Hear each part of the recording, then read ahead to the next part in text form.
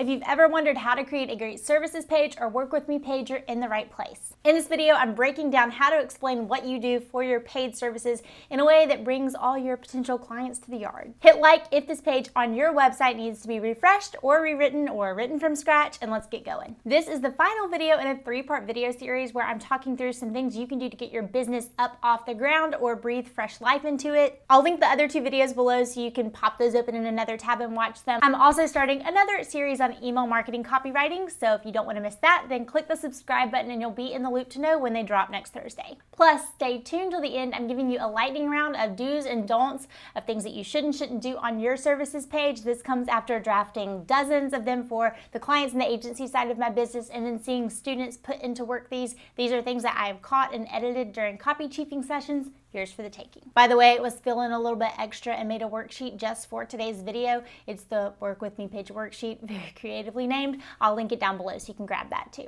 Okay, so let's start with an outline of what you need to write. The goal of your services page or your Work With Me page is to get them to the next step in the funnel. I talked about the basic funnel in the first video in this series that I would create if I was starting my business from absolute scratch today. I'm gonna say that whole get them to the next step probably a million more times in this video, but I wanna tell you why I came up with the 16 elements that you need to have on this page, which I'm also about to tell you. But first, a quick story about how I even came up with the 16 elements I'm about to show you. When I first started my business and left corporate marketing, I essentially had 2 businesses under one roof. I was continuing my moonlight gig as a wedding calligrapher and stationer, but I was also beginning to offer brand messaging, website, and launch copywriting as a conversion copywriter. So both of these services I'm shilling out under one roof. The more I learned about copywriting, the more that I was applying what I knew from corporate marketing, but then what I was learning as I was selling to more of a creative market. As I was going through that, I started to develop this, and one day, light bulb, why am I not using this formula that I've come up with over on the calligraphy side of my business as I'm trying to market to and sell to couples for wedding services? I wanted to see if I could better anchor my prices. Wedding calligraphy isn't cheap. You also don't need it to get married. And with that, this Sweet 16 framework was born. You may be familiar with the Sweet 16 sales page template in the shop. It's one of our best sellers, but I've recently broke out a version that is more helpful if you're specifically only selling services and only selling a digital product or offering. And I know 16 seems like a lot, it seems long, but the beauty of this framework is that it can be accordioned out for that 5,000 word sales page, and I want you to consider shrinking it down a little bit to 500 words, 1,000 words for your service. Okay, here's the basic framework right here. So these first few ones, I've done a video on my PARIS framework, but essentially what we want to do right out of the gate is start with that problem, agitate it just a little bit, and remind them of what they want. Before you flash them that 3 or 4 figure price tag, you need to demonstrate empathy and authority. We also need to make sure that we're connecting with that aspirational identity that your ideal client wants and you can help them get. After that is the I. I think it's so important now that they've invested in with the emotional side of their thinking,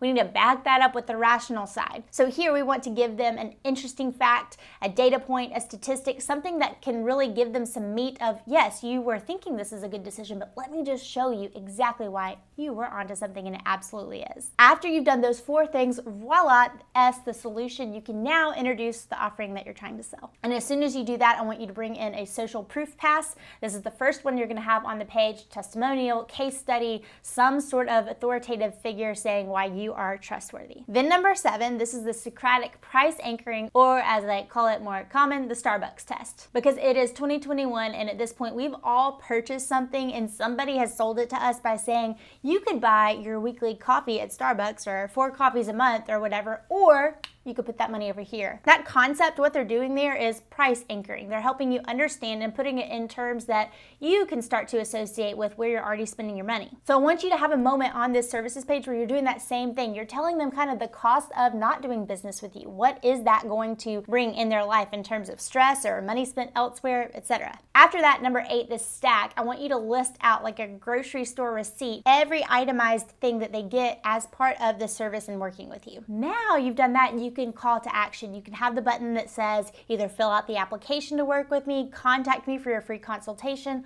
hop on a discovery call by picking your time here, whatever it is. Remember what I said at the top of this video. The goal of this entire services page is to sell that click, okay? So many of us feel like if we can just look somebody in the eye and get to talk to them and hear what they need and explain to them what we do and how we can help them, we can sell them on what we do. The whole goal of this long page is that CTA that you're putting right there. Next up, scarcity. And yes, there's still scarcity if you're a service provider, because last time I checked, you don't have infinite hours in the day. You need to go ahead and tell them how many of these you're anticipating booking for the year, for the next quarter. Your spots are limited because you aren't a superhero. Next up, number 11 on this list is yet another social proof pass. Let's chime in again by letting somebody else sell them with words and not you, which is always great. And after that, we want to give them some sort of promise-making, risk-reversing guarantee. What if they start to work with you and aren't getting what they like, or they invest all this and didn't get what they wanted? How are you going to come in and give them some sort of happiness guarantee, or work with them on rounds of revisions, or whatever it is that you have in your process that helps make sure that clients walk out the door satisfied every time?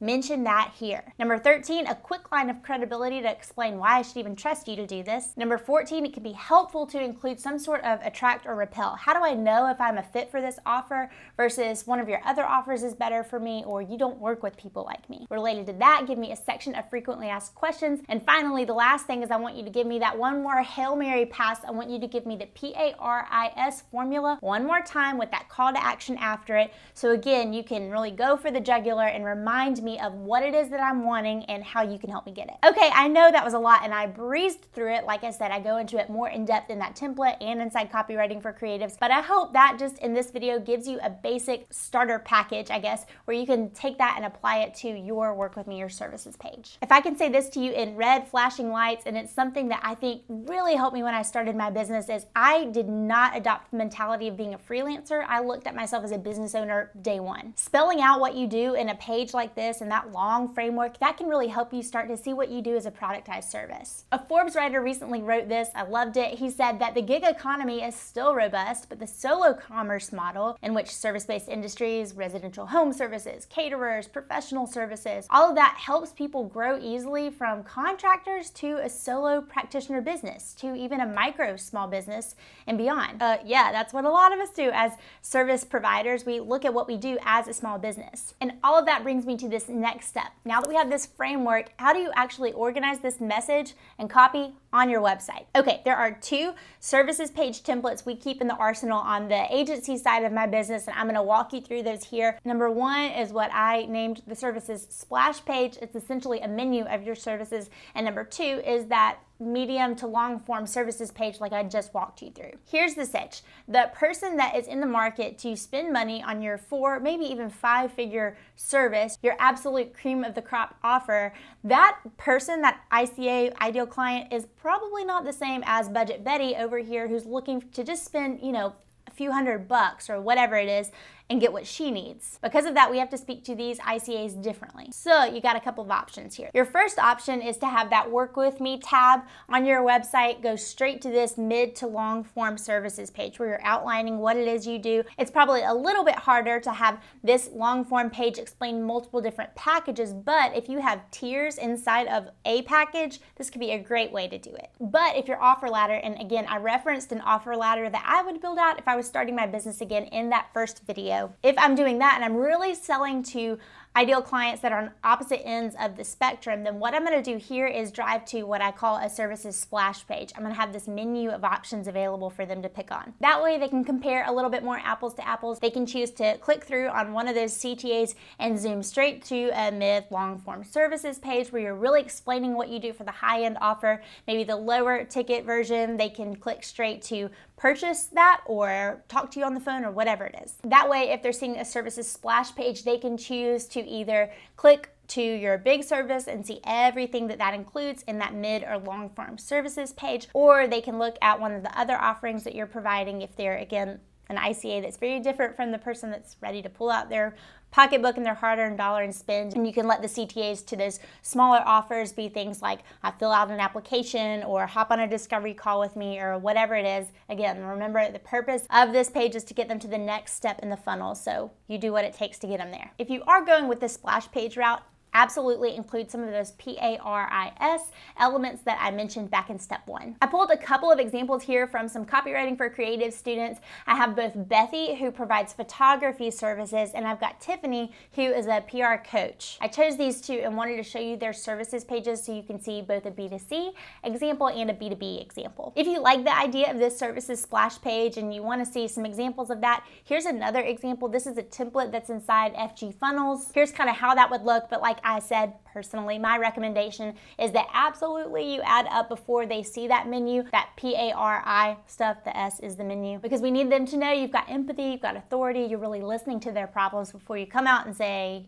buy my stuff. Okay, finally, like I said, here's some do's and don'ts for your services page. Number 1, do give an idea of prices. Oh my gosh, I cannot say my prices on my website. I've talked at length about this. Yes, you should, and I've got plenty of videos where I talk through this. My favorite analogy is just imagine that you're going to a really fancy restaurant, or for today, let's say you're going to a fancy spa. You're looking at the list of options you can order, the prices beside all of them, so you feel really clear about how much you'd be spending, and then there is the offer that seems like exactly what you would want. Oh my gosh, it's what you're dreaming of in a spa day, and it says price upon request. Well, most people aren't going to get their courage up to ask. They're just going to pick what they know, what they can see, and that's why you need to have your prices available, because a lot of times by not including them, people just automatically are going to assume that they can't afford you. All right, next. Don't focus so far down the funnel that you're not remembering what I said a lot in this video, and I'm going to say it again, that the goal of this page is to get them to the next step in the process. Maybe you're selling your free discovery call, maybe you're selling a consult call, maybe you're selling a free audit or even a paid audit. But very rarely are they going to be going from this page immediately hitting that call to action button and getting to check out with their credit card for your 3 or 4 figure service. There's likely some interaction with you, whether they're getting that pricing guide or a proposal from you or hopping on the discovery call. So burn that in your mind as you draft this page, that the goal of it is to get them to do the next right thing. Get that fish on the line. This Work With Me page doesn't have to reel them all the way in. You're going to use some other tools to do that. A FreshBooks study showed that 50% of respondents